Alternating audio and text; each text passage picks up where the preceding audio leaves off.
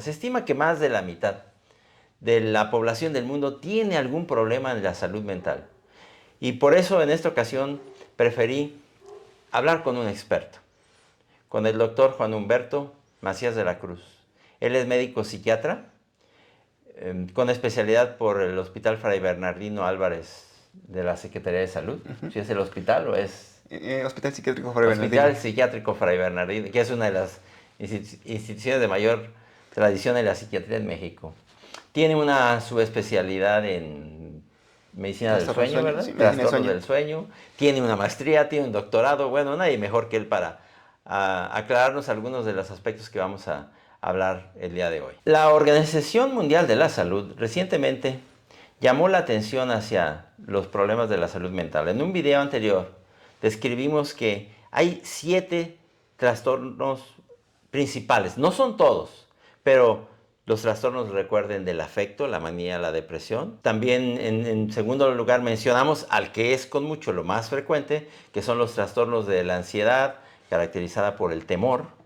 Luego la psicosis, o son los trastornos que se asocian con despegarse de la realidad, al menos yo así los entiendo. Luego vienen los trastornos del consumo de sustancias, los trastornos de la personalidad, de la demencia y los trastornos del desarrollo. En esta ocasión vamos a hablar, como decía, de los trastornos de la ansiedad, que son con mucho lo más común. Una gran proporción de la población tiene un trastorno de ansiedad, que se caracteriza sobre todo por el miedo, por el temor. Entonces el día de hoy nos vamos a enfocar al problema de la ansiedad, que como decía es uno de los principales problemas de la salud mental. Yo veo la ansiedad como un miedo constante, ¿no? A veces no sabes ni a qué, por lo menos yo así lo percibo. ¿Es eso verdad? ¿Cuánta gente tiene eso? Ok, la ansiedad es justo esto, es el temor, es un trastorno que está asociado al temor. Y la ansiedad es un temor que no conocemos, es un temor hacia algo que es desconocido. No siempre pasa esto es como en trastornos o episodios de pánico, episodios ya en trastornos de ansiedad generalizada, pero también podemos tener otros trastornos con temores ya más específicos, como de fobias de causa específica, aracnofobia, cosas por el estilo, o bien fobia social, que son específicas situaciones o situaciones en que nos vamos a enfrentar a algo a lo que no podemos controlar Por nuestro ejemplo, yo temor. veo mucha gente que tiene mucho miedo, por ejemplo, hablar en público, por ejemplo. Hay gente que siente que se ahoga, por ejemplo, cuando habla en público, ¿no? Es algo que es común, es algo que justo nos habla de esta incapacidad para poder presentar, para poder pues, ser visto por los demás. Porque a fin de cuentas, pues usualmente no hay ningún problema con que alguien llegue y presente un tema. Sin embargo, toda esta situación eh, que se está presentando, que está generando todo este malestar dentro de la persona, pues se da simple y sencillamente por su propio parecer. No es algo que sea real hasta cierto punto. Sin embargo, esto que no es real, que evita que pueda funcionar de manera adecuada, por ejemplo, en la escuela, en nuestro trabajo, pues a fin de cuentas termina lesionándolo en cuanto a poder funcionar de manera, pues de la mejor manera posible. La ansiedad frecuentemente está asociada con otros problemas. ¿Cuáles pueden ser esos problemas? Principalmente, como ya lo habíamos comentado, me parece, la asociación más fuerte es con la depresión. Y esto se da porque, a fin de cuentas, dentro del cerebro, los mismos sistemas que regulan la emoción, que regulan cómo se genera la ansiedad, la amígdala, el sistema límbico, nos van a llevar hacia el desarrollo tanto de depresión como de ansiedad.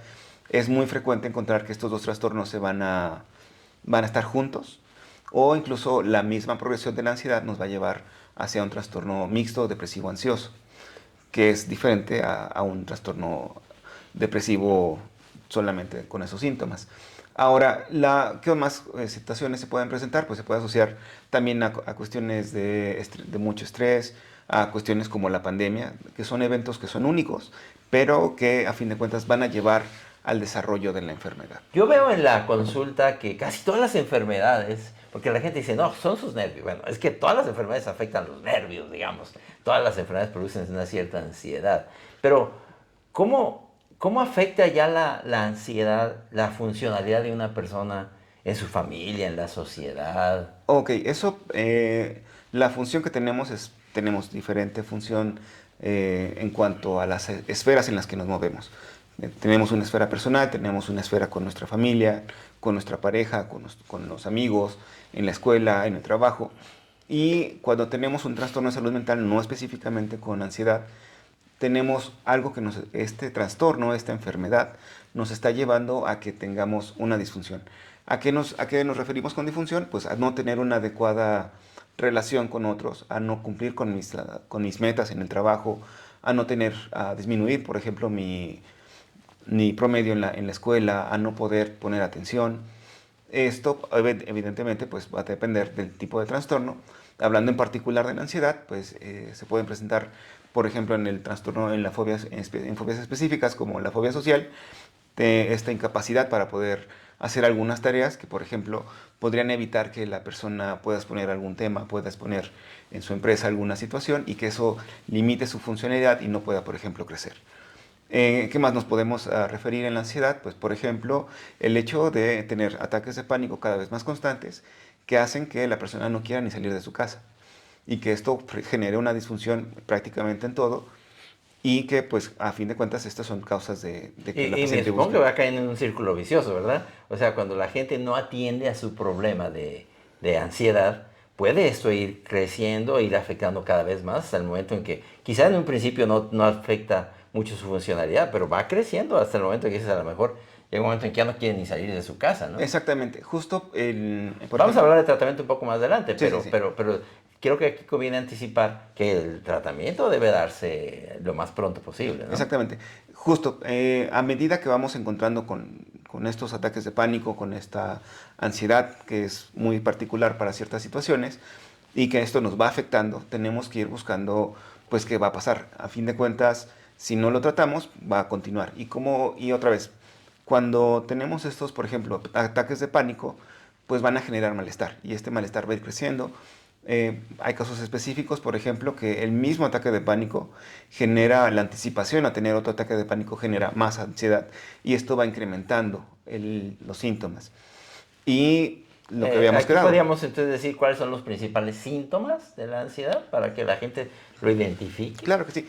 Los ataques de pánico como tal van a generarse con este temor muy, muy grande, un temor inmenso, que genera mucho malestar para la Pero persona. eso, digamos, ya es el extremo, ¿no? El ataque de pánico. No necesariamente. No necesariamente. No, de hecho No. es el problema con el ataque de pánico. El ataque de pánico ocurre de manera súbita, sin alguna causa aparente, pero es un temor muy grande y ese justo es el trastorno.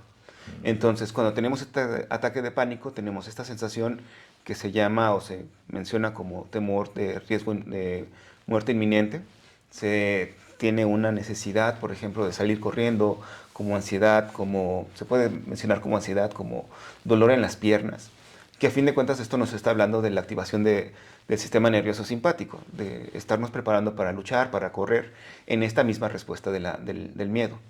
En esto mismo, obviamente el corazón empieza a tener una señal para latir más rápidamente, con más fuerza, y los pacientes lo identifican como palpitaciones, como dolor en el pecho, falta de aire.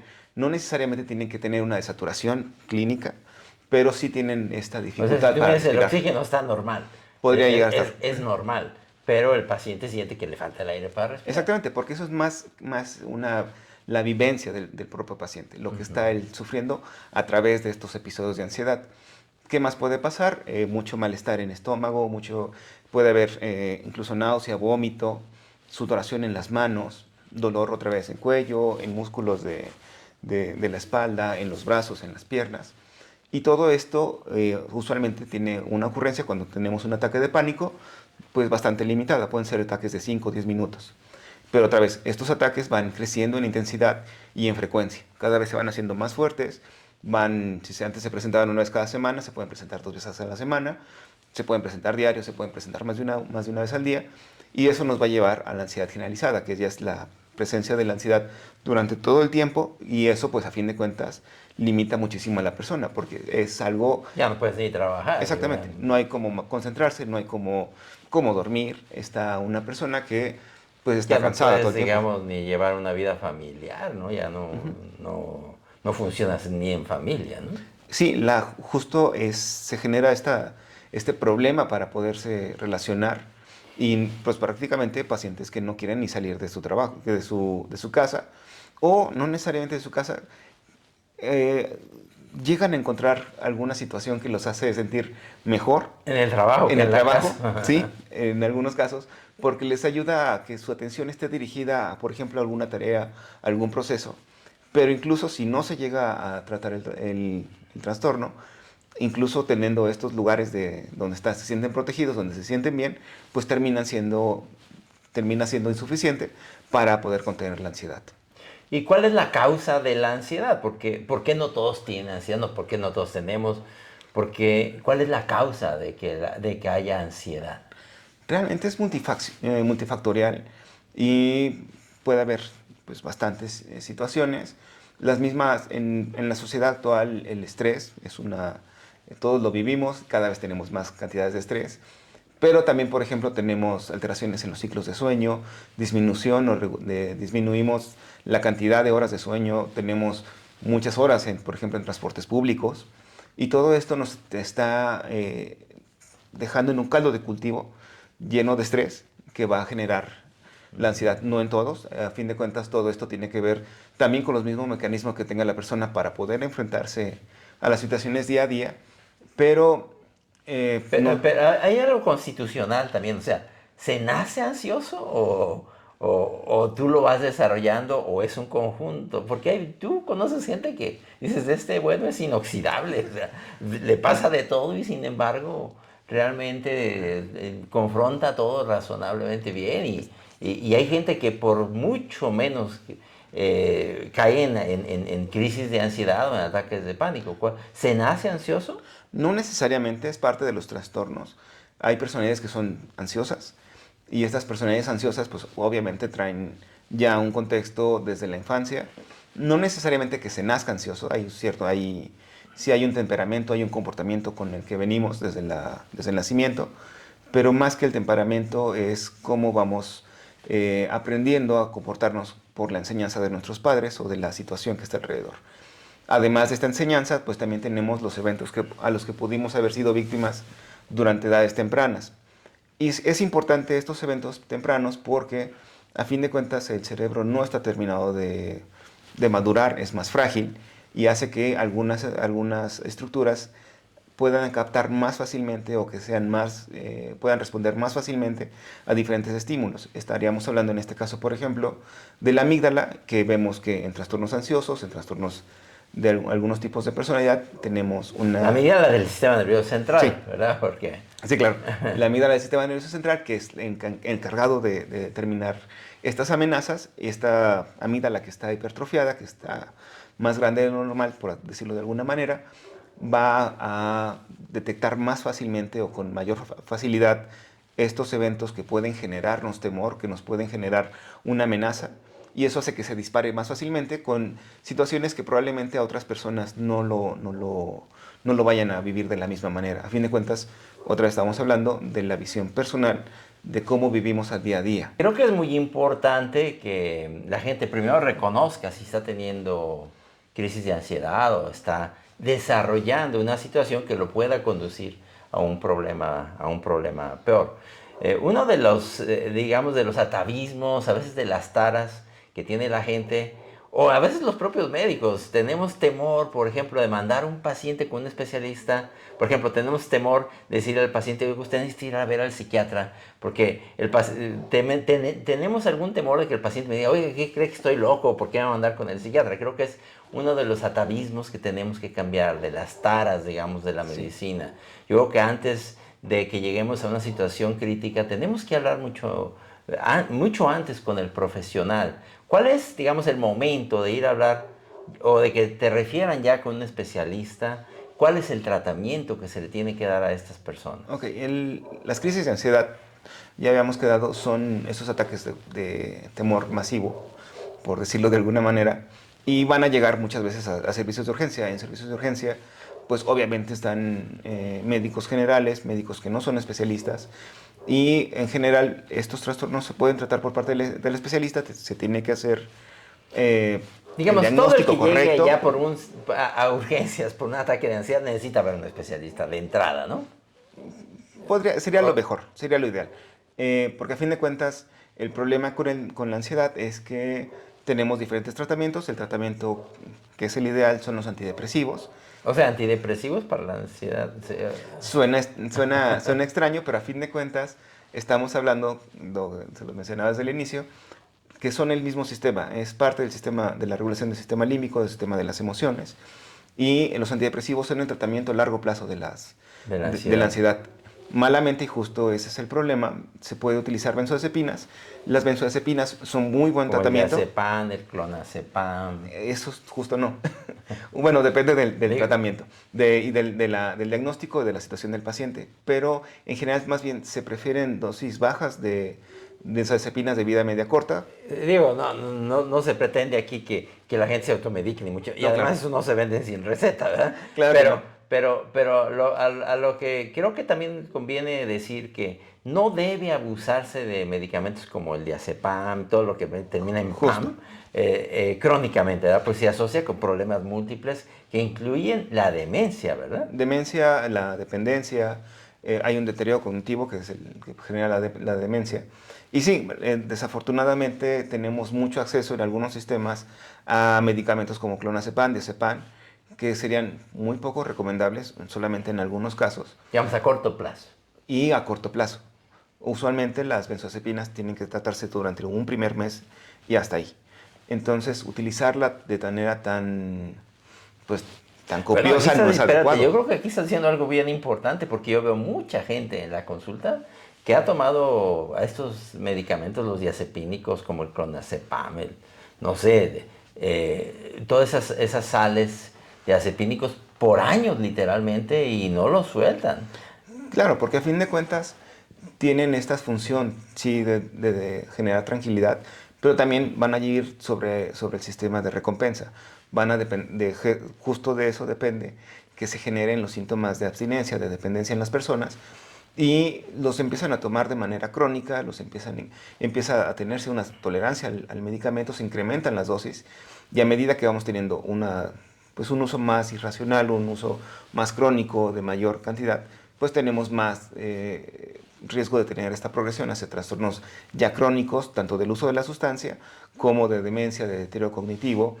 Y justo después es un problema mayor quitar el medicamento, que también, por ejemplo, una cosa que es contraintuitiva, el antidepresivo, que tendría que ser el tratamiento, que es el tratamiento inicial, y el tratamiento que es a largo plazo, es el que no quieren tomar los pacientes porque se pueden hacer dependientes. Ujú. O sea, Pero piensan que se van a hacer dependientes. cuando pues realmente con el que se están haciendo dependientes y al que el que le puede generar más problemas es la benzodiazepina, que otra vez no se trata de satanizar el medicamento porque son buenos medicamentos, pero otra vez se tienen que utilizar dentro de las guías y dentro de la sintomatología del paciente.